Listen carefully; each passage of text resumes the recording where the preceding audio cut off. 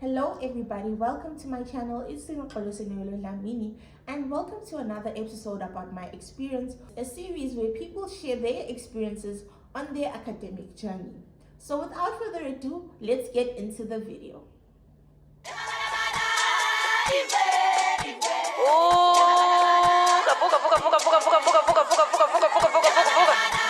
It's that money-making music. Ku-anele zonke indaba umthiyana ngungamene intombi yingozi ghost kuthiwa. Okay, so today we have the lovely Thubelihle. Hi Tube. Hey. How are you? I'm good, how are you? I'm good. Thank you so much for joining today. So for people who don't know you, can you please just tell us who is Thubelihle? I am Thubelihle and I am a ComServe diagnostic sonographer, a graduate of the University of Johannesburg, class of 2025. And I consider myself to be a bit of an extrovert. I'm a curious person. I like finding things out. I'm a bit of a nerd as well, like reading, researching, documenting, and just overall having a good time. Thank you so much for that intro. So that's quite a hefty amount of things that you like. But were you like this in high school, in the sense that how was your matric year? I don't know if I was exactly like this in high school because my matric year was a bit hectic. I went through a very big loss in my family, so my matric year was a bit intense in terms of dealing with grief, but also juggling the weight of being a matriculant. But I think the bubbliness was always there, guys. Period. Okay, I'm so sorry you had to go through that. So like in terms of when you were in your matric year, or let's say we're pushing it back to in grade 9, about the subjects that you had to choose, did you have an idea that this is what you wanted to be? Like, this is the course that I want to do based on the subjects I've chosen? Or how that journey come along of you becoming a sonographer? So I've always known that I wanted to work in healthcare, so though I gravitated towards those subjects, specifically life science and physics and pure maths. And then I added business studies because I just found it incredibly interesting. Don't pick that combo. Lots and lots of studying, but I enjoyed it. I like learning, I like reading, I like knowing what's going on in the world. But I did keep in mind the fact that I want to be in healthcare, and you can't do that without physics and life science. And when you were in matric now, and you're choosing in healthcare, or rather, let me say, you're at the point of your life where you're choosing that, okay, I want to select this and that and that. How did we end up with sonography? Did you apply for other courses, or did you have a particular interest for the degree? So I like to say that sonography found me and not that I found sonography. So much as I said I wanted to be in healthcare, I think I did the whole thing everybody does, medicine, nursing, I applied for those and I didn't immediately get in. So I initially was studying a Bachelor of Health Sciences in Health System Science at the University of Witwatersrand. And in the midst of that course, COVID hit, and it was that point where I realized that I was not necessarily the best suited for the career I was currently going for. It didn't make me feel fulfilled in the way that I wanted a healthcare career to fulfill me.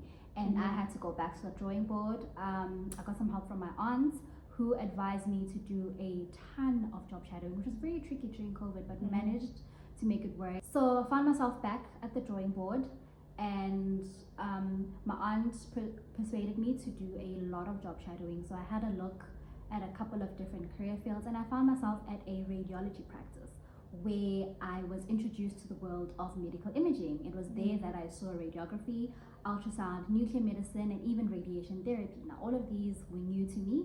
Luckily, when I was there, the doctors there were incredibly sweet and genuinely helpful, and they showed me through each of the modalities. They showed me radiographers, which focus particularly on imaging with radiation, and saw that includes CT, X-ray, MRI. I saw the nuclear medicine department, which focuses on imaging using nuclear med. I saw the ultrasound department, which by the way was kind of boring. Very grey, had no idea what was going on, but the lady taking me through was incredibly sweet, and I put that in the back of my mind and saw radiation therapy, where radiation was not used necessarily for diagnostic purposes but for therapeutic purposes in oncology. And I was really interested in the field after that particular shadowing session. I felt like there's just the amounts of patient interaction that I want, there's just the amounts of work-life balance that I really cared for, and I felt like somewhere here I would feel fulfilled. One of the radiologists there advised me, since I was not keenly set on a specific career path, she said her advice was for me to apply for ultrasound and then put everything else as a second choice, and that's just how it worked out. I sent applications through and ended up in ultrasound. Hey, that's a very fascinating way to got into. And well, thanks to that lady for helping you to choose. I mean, if she could see where you are now, hey. I actually spoke to her recently. Oh, she was gosh. so excited. So she did well. She did well, yeah. Yeah. Okay, so now you got into sonography, right? Yeah. You in UJ, and through these years, so like, what challenges did you face in terms of the academic work and all of that when you're in uni? The workload. There is a lot of theory involved, so I had to adjust the way I was learning, and then also the way our course is structured. We are doing a lot of alternating between clinical work and classwork, and the alternation is happening every 2 weeks. So you had to figure out your time management incredibly quickly, because you could be at a clinical block but it doesn't stop your assignment from being due. You could be at the end of the clinical block, and the minute you go back to class there's an exam or there's a test. So I had to really work hard to figure out how to manage my time. I had to find study tools that were going to make things a lot easier for me. And it was also a bit nerve-wracking, starting a degree all over again, being in that space all over again. And sometimes there were moments where it felt like, oh my gosh, this thing is so long, but it's like the time is going to pass anyway. Let it at least pass. Me doing something that I genuinely care for did make it easier. But yeah, first year was pretty intense, because that's the year where we have a lot of modules and trying to find the balance of being in a new space. We were moving, when I started, it was in 2022, we were kind of in the midst of integrating in between just the end of fully remote. So we were back in classes, but we still had masks on. There was still a bit of back and forth, and everybody was just trying to figure that space out, which added its own extra challenge on top of that. So yeah, I can understand that. I mean, it's quite similar to what I've been through as well. And just on that note, that you decided that okay, you want to be at least in a profession that you'd feel more comfortable in terms of you'd wake up and you'd be more purposeful about it. Now the problem with, you know, just changing from one degree to another, it's probably the funding. Yeah. So I just wanted to ask you on that, if someone is watching right now and they're doing, let's say, a different degree and they've did it for a couple of years, what advice would you sort of give them in terms of, you know, getting funding? So getting funding is such a hectic process. I was privileged enough that my family could help out, especially during that first year. And then I was likely to get funding second year going onwards. With specifically ultrasound at the University of Joburg, some of the practices that the students work with, those practices will offer bursaries in some cases, but you kind of generally have to try your best with a government-based one. There's some private entities that do cover ultrasound or radiography, and it's just a matter of trying your luck, honestly. Sometimes, a lot of the times, because the companies are looking for sonographers, they are willing to take that bet on you, especially if your marks are promising. So yeah. Okay, thank you so much for that. And I hope that, you know, with people who are wanting to just join not only sonography but other health care degrees from a different course, would just sort of look and weigh into those options before they decide on which one to take, and see which one would help them better in terms of the funding. Okay, so now you have adjusted, as you've said, and you do your first year, second year, third year, and you get to fourth year now. And you're at a point where you have to choose where you're going for community service. Yeah. So tell me, how did that go? I think I did more of the conventional route where people, okay, so I knew that I wanted to go somewhere where I was close enough to family. Born and bred in Johannesburg, but I have family in Mpumalanga, and I also have family in KZN. and I knew that those are the main provinces that I'd be looking at in terms of placement. But also deep down in my heart, I really just wanted to go to the beach. So that was at the top of my list. Yeah. That was kind of at the top of my list. But so I just worked around that. The way it was structured, we kind of had to balance between, I'm not sure with you guys, but we had to balance between rural placements and urban placements. You couldn't just pick all the academics, you couldn't just pick all the rurals, you had to split your choices between provinces. So it was a matter of balancing that. I did a lot of research.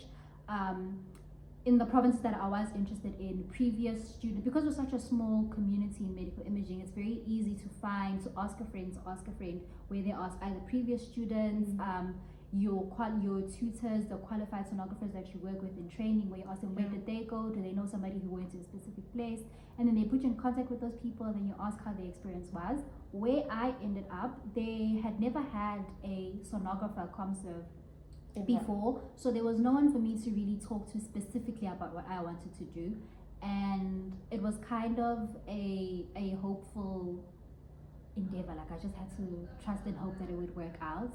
Where I ended up was actually my second choice, but working out for the best, so I'm not complaining.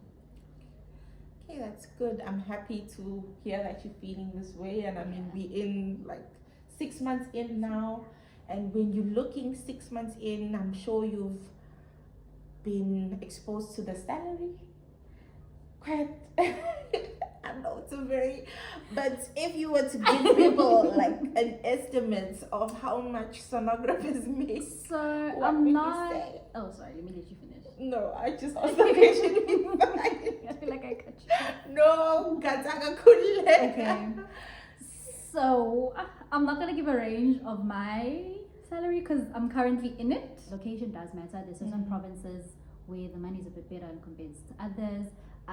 There's also depending on the private sector, sometimes there's opportunities for overtime, sometimes there isn't, and some people do a bit more. They do locum, they do sessionals at other places, so there's no set amount or limited amount to say this is only the amount you can make, depending on the kind of person you are and what you are willing to do in terms of work-wise. But yeah, it's a livable salary.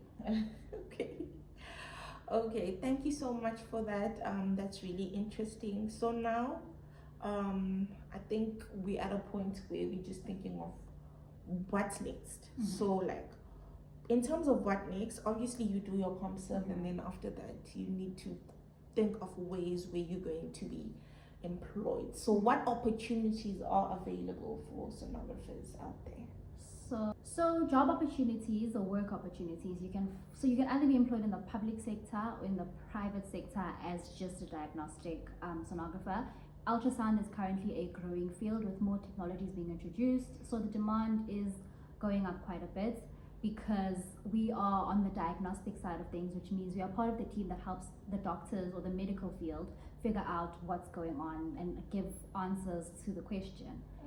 With that in mind, you will find yourself working most likely in a hospital space. You can work in a clinical space depending on the setting you find yourself in. There are therapeutic uses for ultrasound depending on the practices that you find yourself in. There's also academic opportunities where people study further and become lecturers in universities and such. You can also work in a corporate setting where you work with the companies that design the ultrasound machines, and you can help them make changes that will make the ultrasound machines better for the other sonographers that will be using them going forward. You can also work in that same corporate space where you are like a sales rep and you go around letting people know what features have been added to machines, what makes your team's So I machines. hear Because you ultimately- talking about a lot of machines and being a salesperson and all of that. I just want to know now, for someone who doesn't know, or if you were to give a definition, what would you say ultrasound is? So ultrasound essentially is the use of sound waves to basically have a look at what's going on the inside.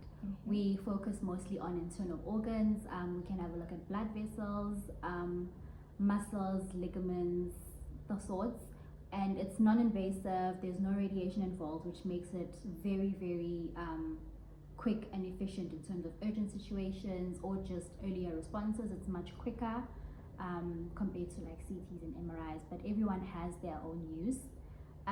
Everything happens with an ultrasound machine. Now, if you're thinking ultrasound machine, just think pregnant lady where they're saying, oh my gosh, it's a boy, it's a girl. That machine, yes.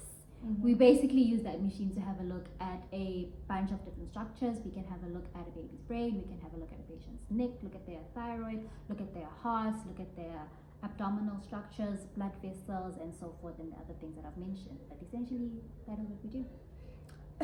You know what's funny? I just always used to think the only thing is just when you look at a pregnant lady and that's that. I never knew that it had so many uses, you know what I mean?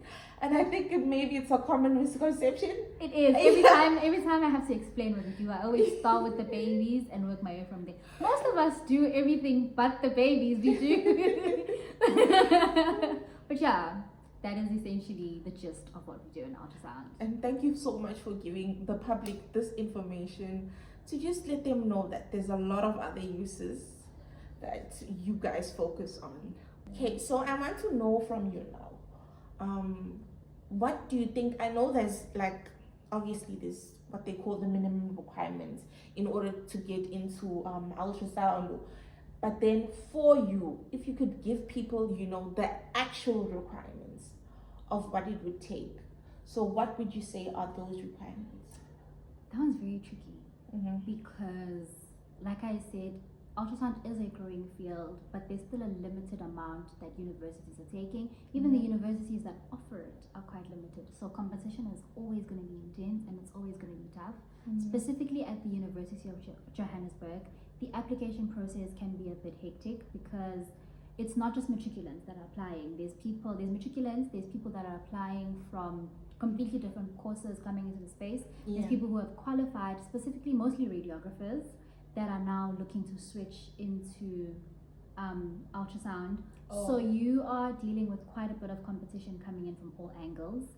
And essentially, maths and physics have to be, I mean, your APS score should be higher than the required, which last I checked was 31, 32. Ideally, your APS needs to be higher than that. If you could give like, so sorry to cut you, but if you could give like an estimate of at least get this APS.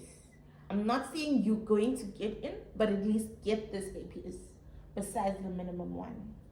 So it's not just APS, because you can have a high APS, but your physics and your maths are low. Okay. You get discounted completely because the physics and the maths are a bigger priority. Physics, maths, and English are a bigger priority than anything else. So these things kind of do have to balance. And like I said, the criteria is also a bit different because you are in matric. Coming in with your matric marks. I am coming in from a different course. I have matric marks, I have marks from the course I just did. It does become a bit tricky.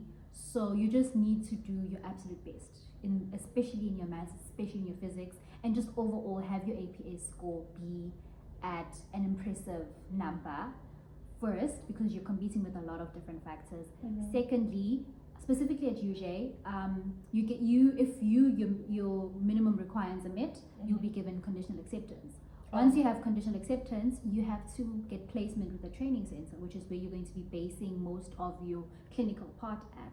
The training centers have their own requirements, and you need to essentially be outstanding to them as well, because you have to interview with the clinical placements. And only when you have a clinical placement do you have a secure spot in the university the following year when it's time to register. And clinical placements are also different in terms of what they're looking for in the students that are going to join them the following year. So it does add a layer of a bit more competition. You need to polish up your CV because a lot of them are looking for CVs. Not that they're looking for anything specific on your CV, but they want to know that you're competent enough to put one together. You're going to have to work on your interview skills because a lot of the companies like you to come in so that they can interview you and see if you're a fit for their practice, and that's what makes it a bit different. I can't really comment on the other universities, but specifically at UJ, that's kind of how we do things. So you are not just competing with a matric, you're not just competing with marks, you're competing with a broad range of factors that you need to look in, and these are things you need to be certain of and make sure you've ticked off, and don't just think you have conditional acceptance, the hard part is done. Okay, so tell me now about the clinical placement one. I feel like it sort of caught my mind. So if you're someone, obviously you are born in Johannesburg, which makes it easier for you to approach these placements. Yeah. So if I'm someone who comes from, let's say for an example, the Eastern Cape, and I want to apply to UJ, obviously there's a limited number of universities that offer that, and I want to apply, but I can't really just approach the Johannesburg ones. What would that look like for that person? So don't let the fact that you are coming in from a different province discount you. So what happens is when you receive conditional acceptance, UJ will send you a list of accredited training centers where that they work with that you can then apply to, right? And then you will then go through that whole list, apply to every one of them, interview, depending on the practices themselves. Some of them prefer in-person interviews, some of them don't mind doing remote interviews over Teams. Those conditions will change depending on what's going on. And then, like I said, don't discount the fact that you're from the Eastern Cape, because you will have to move up to Joburg anyway. The practices that I mentioned essentially are in and around Johannesburg, because like I said, we are on a rotation system. So every 2 weeks or every other week or so, we are in clinical space, we're in class, we're in clinical space and class, so you need to be close by to do that anyway. So just once you get that list, just apply to the training centers and take it from there. Okay, everybody, unfortunately we have reached the end of today's video. Thank you so much for taking your time to listen to this video, and I hope you learned a lot today as much as I have. If you like this video, please don't forget to give it a huge thumbs up. Subscribe if you haven't subscribed already, and drop a comment for any question that you may have. And obviously I will reach to Thube for any questions that I obviously cannot answer. Thank you so much for watching, and bye.